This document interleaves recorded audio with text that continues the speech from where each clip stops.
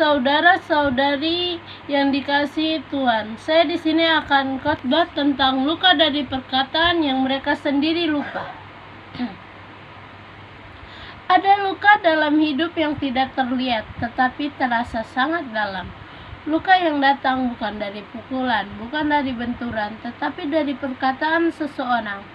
Kata-kata yang dijatuhkan seperti sesuatu yang ringan, tetapi nyata, meninggalkan bekas yang lama sekali hilangnya. Dasar renungan kita hari ini hanya satu ayat, namun ayat ini seperti cermin besar bagi kita, bagi hidup kita. Amsal 18 ayat 21 berkata, hidup dan mati dikuasai oleh lidah. Saudara, betapa seringnya kita berjumpa dengan orang-orang yang berbicara tanpa hati. Mereka melontarkan kalimat yang menyakitkan, berkata dengan nada merendahkan, menghina atau menghakimi. Namun, mereka sendiri tidak pernah mengingat apa yang mereka ucapkan. Sementara kita membawa kata-kata itu dalam hati kita. Mungkin bahkan bertahun-tahun. Ada orang yang berkata, cuman bercanda, terlalu baper kamu, saya nggak maksud gitu. Padahal kata-katanya menusuk seperti pisau. Dan bagian yang paling menyakitkannya, bukan hanya karena kata-katanya pedas, tetapi karena mereka tidak pernah sadar. Mereka melukai, lalu lupa. Mereka menghancurkan, lalu tertawa lagi. Mereka meninggalkan bekas luka, lalu hidup seolah-olah tidak terjadi apa-apa. Tapi saudara-saudari, sebelum kita menghakimi mereka, kita perlu mengingat sesuatu. Perkataan seseorang mencerminkan keadaan hatinya. Bila lidahnya penuh luka, maka ia melukai. Bila hatinya penuh kepahitan, maka kata-katanya pahit. Bila ia tidak terbiasa introspeksi, ia tidak akan sadar bahwa ia sedang menyakiti orang lain.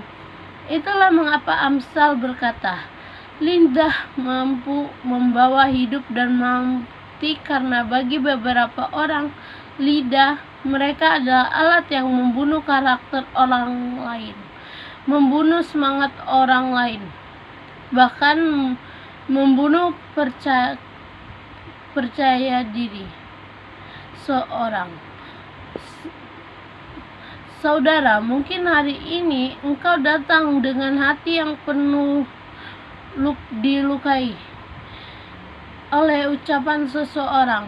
Mungkin itu ucapan dari keluarga, dari orang yang seharusnya melindungi, mungkin dari teman yang seharusnya mengerti, mungkin dari pasangan, rekan kerja, tetangga, atau orang yang kita percaya.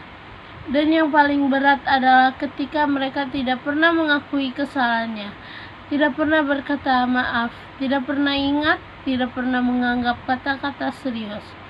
Tetapi Tuhan memandang serius setiap luka kita.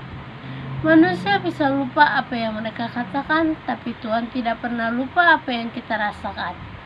Saudara-saudari, jangan biarkan kata-kata orang yang tidak berhati-hati menentukan siapa kita. Kadang kita terlalu fokus pada suara manusia sampai kita lupa mendengar suara Tuhan. Tuhan berkata, engkau berharga, engkau dikasihi. Aku tidak melihatmu seperti manusia melihatmu. Jika kata manusia mematahkan, biarkan kata Tuhan membangun. Jika kata manusia merendahkan, biar kata Tuhan mengangkat. Jika kata manusia membuat kita merasa tidak berarti, biarkan kata Tuhan mengembalikan nilai dari kita. Tetapi mari juga belajar suatu. Kita tidak bisa mengontrol mulut orang lain. Kita tidak bisa memaksa mereka jadi lembut. Kita tidak bisa membuat mereka tiba-tiba menyadari kesalahan mereka, namun kita bisa mengontrol hati kita. Kita bisa memilih untuk tidak membalas. Kita bisa memilih untuk tidak meniru mereka. Kita bisa memilih untuk memakai lidah kita untuk hidup, bukan mati. Saudara-saudari, jika hari ini engkau masih membawa luka lama, ingatlah Tuhan sanggup menyembuhkan yang manusia tidak peduli. Tuhan sanggup memulihkan bagian hati yang bahkan tidak kita mengerti. Dan Tuhan sanggup menggantikan rasa sakit itu dengan kekuatan.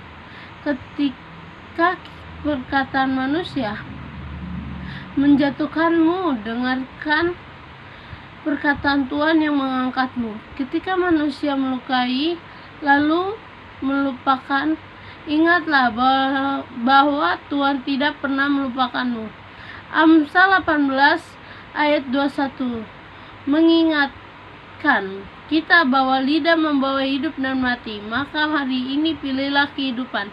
Pilihlah perkataan yang membangun, baik untuk diri kita sendiri maupun untuk orang lain. Kiranya Tuhan menyembuhkan setiap hati yang hancur, memulihkan setiap luka yang tersembunyi, dan menguatkan setiap langkah kita untuk terus berjalan dalam kasih. Amin.